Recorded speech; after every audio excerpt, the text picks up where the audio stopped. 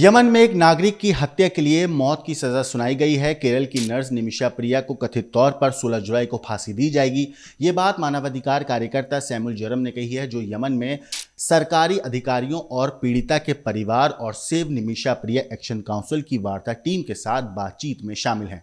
Samuel के मुताबिक फांसी का जो लेटर है वो जारी कर दिया गया है, लेकिन अभी भी उम्मीद है कि अगर पीड़ित जो शख्स जिसकी मौत हुई है तलाल आब्दो मेहदी, अगर उसका परिवार चाहे तो निमिषा की जो फांसी है वो टल सकती है। सेव निमिषा प्रिया एक्शन काउंसिल के सदस्यों ने यह भी कहा है कि यमन में जो डायरेक्टर जनरल ऑफ प्रोसिक्यूशन है उन्होंने जेलर को फांसी के बारे में जानकारी दे दी है। साथ ही साथ निमिषा को भी ऑफिशियली इसके बारे में जानकारी दे दी गई है। अगर परिवार माफ कर देता है तो पैसों का भुगतान किया जाएगा, यानी कि इस बारे में अभी भी बातचीत चल रही है, लेकिन अभी तक जो माफी का प्रस्ताव है वो स्वीकार नहीं किया है जो शख्स है जिसकी मौत हुई उसके परिवार ने। मानवाधिकार कार्यकर्ता सैमुअल जोरम ने कहा है कि अब सभी कानूनी संभावनाएं बंद हो गई हैं और सिर्फ एक उम्मीद बची है, वो उम्मीद है परिवार अगर वो माफ कर दे। निमिषा प्रिया एक्शन काउंसिल वार्ता दल के सदस्य बाबू जॉन ने यह भी कहा है कि विक्टिम के परिवार को उनकी तरफ से 10 लाख अमेरिकी डॉलर की सहायता की पेशकश की गई है। सेव निमिषा प्रिया एक्शन काउंसिल दल ने यह भी बताया है कि निमिषा की मां जो है प्रेमा कुमारी, वो अपनी बेटी निमिषा को बचाने की कोशिश के तहत ही साल 2024 में यमन पहुंच गई थी और अभी वो वहीं रह रही हैं। लेकिन अब दो सवाल हैं जिसके बारे में जानना बेहद जरूरी है। पहला तो ये कि आखिर निमिषा पर हत्या का आरोप कैसे लगा, किस केस में निमिषा फंसी, किस तरीके से फंसी, क्या है वो पूरा मामला, और दूसरा क्या वहां का जो कानून है में यमन का वो क्या कहता है, और भारत सरकार भी चाहे तो क्या इसमें निमिषा की फांसी टल सकती है, अभी भी उसे क्या बचाया जा सकता है। तो पहले बात करते हैं पहले सवाल की, यानी कि क्या तलाल आब्दो मेहदी की हत्या का पूरा ये मामला है क्या। असल में साल 2008 में केरल के पलक्कड़ की रहने वाली 19 साल की निमिषा प्रिया नौकरी के लिए यमन पहुंचती है। राजधानी सना में एक सरकारी अस्पताल में उन्हें नर्स की नौकरी मिल जाती है। 2011 में निमिषा शादी के लिए भारत वापस आई और उन्होंने कोची के रहने वाले टॉमी थॉमस से शादी की। दोनों यमन आ गए। इसके बाद यहाँ थॉमस को इलेक्ट्रीशियन के असिस्टेंट की जॉब मिल गई थी, लेकिन सैलरी जो थी वो उस वक्त बहुत कम सैलरी थी, वो बहुत कम थी। 2012 में निमिषा ने बेटी मिशाल को जन्म दिया, लेकिन यमन गुजारा करना उन लोगों के लिए बहुत मुश्किल होने लगा था। इसके बाद साल 2014 में थॉमस बेटी के साथ कोची लौट आए, जहां वो ई रिक्शा चलाने लगे, जबकि निमिषा ने कम सैलरी वाली जॉब छोड़कर क्लिनिक खोलने का फैसला किया। लेकिन यमन के कानून ऐसा है कि निमिषा को एक लोकल पार्टनर की ज़रूरत थी वहाँ पे काम शुरू करने के लिए। अब इस दौरान निमिषा की एक मुलाकात होती है कपड़े की दुकान चलाने वाले शख्स से जिसका नाम मेहदी था। अब मेहदी की पत्नी की डिलीवरी निमिषा ने ही कराई थी। जनवरी 2015 में निमिषा बेटी मिशाल से मिलने भारत आती है। मेहदी भी उनके साथ भारत आया था उस दौरान, और उसी दौरान मेहदी ने निमिषा की शादी की एक तस्वीर चुरा ली। बाद में मेहदी ने इस तस्वीर में थोड़ी बहुत छेड़छाड़ करी और निमिषा का पति होने का दावा पेश कर दिया। क्लिनिक शुरू करने के लिए उसने निमिषा ने अपने परिवारों से और दोस्तों से करीब 50 लाख रुपए जुटाए, थोड़े बहुत उधार पैसे लिए और यमन पहुंच जाती है। अब यमन पहुंचकर क्लिनिक इन दोनों ने मिलकर शुरू कर दी, यानी कि निमिषा ने और जो मेहदी था। अब निमिषा ने पति और बेटी को यमन बुलाने के लिए कागजी काम जो है शुरू कर दिया, लेकिन मार्च में वहां पर गृहयुद्ध छिड़ जाता है। वो लोग यमन नहीं आ पाए। यमन में गृहयुद्ध की वजह से भारत ने अपने जो नागरिक हैं उनको वहां से निकालने के लिए ऑपरेशन राहत शुरू किया था। ये ऑपरेशन अप्रैल मई 2015 तक चला, जिसमें 4600 भारतीयों को करीब 1000 विदेशी नागरिकों को यमन से निकाला गया।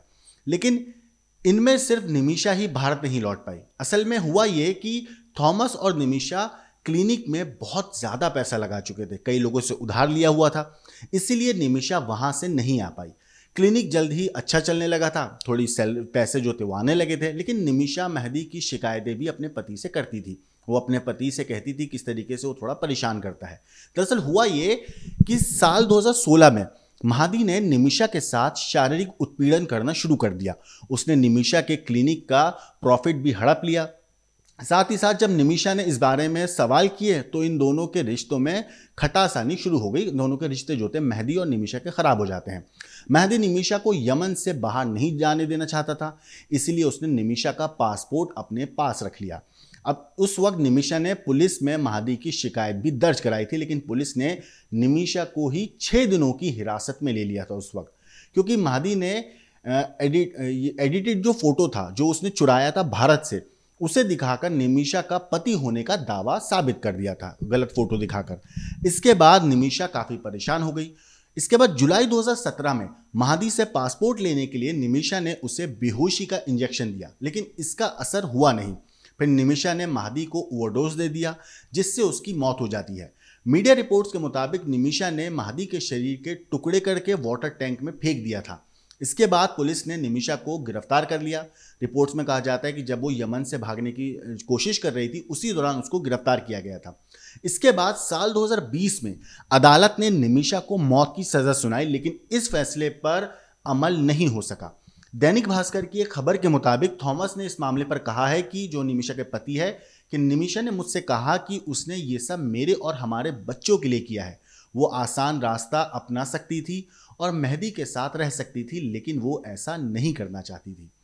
आपको एक बात और बता दूं, ये तो बात हुई पहले मामले की, कि पहला सवाल कि वो किस तरीके से इस केस में फंसी, मगर अब बात करते हैं दूसरे सवाल की, क्या निमिषा को बचाया जा सकता है?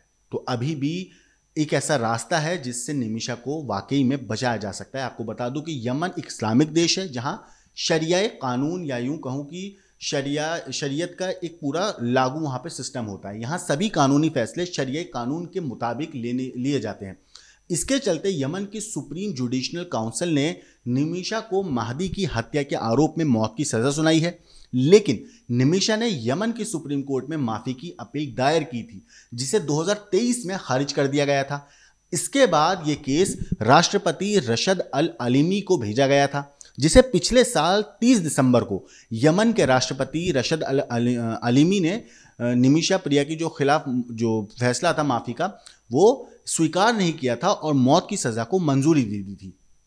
मीडिया रिपोर्ट्स के मुताबिक निमिषा के परिवार के वकील सुभाष चंदन ने बताया था कि शरिया कानून में सुप्रीम जुडिशल काउंसिल के आदेश के बाद राष्ट्रपति से मंजूरी लेना जरूरी है।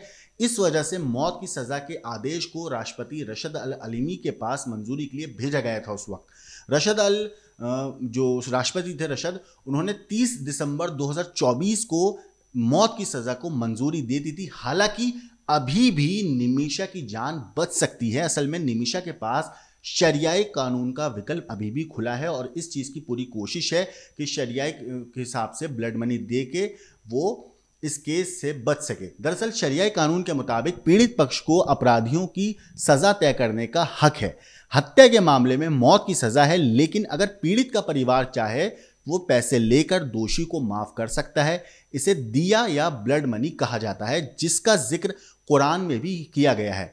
इस मामले में ब्लड मनी के आधार पर निमिषा को माफी मिल सकती है, यानी कि अगर महादी का परिवार चाहे और वो ब्लड मनी स्वीकार कर लेता है तो पैसे देकर निमिषा की जो मौत की सजा है उसको निरस्त किया जा सकता है, उसे ख़त्म किया जा सकता है।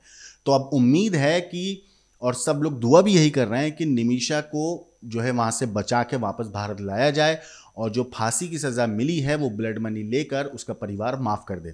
इस केस के ऊपर क्राइम तक पर आपको हर छोटी से छोटी अपडेट हम देते रहेंगे, हर एंगल से हर कहानी आपको बताते रहेंगे।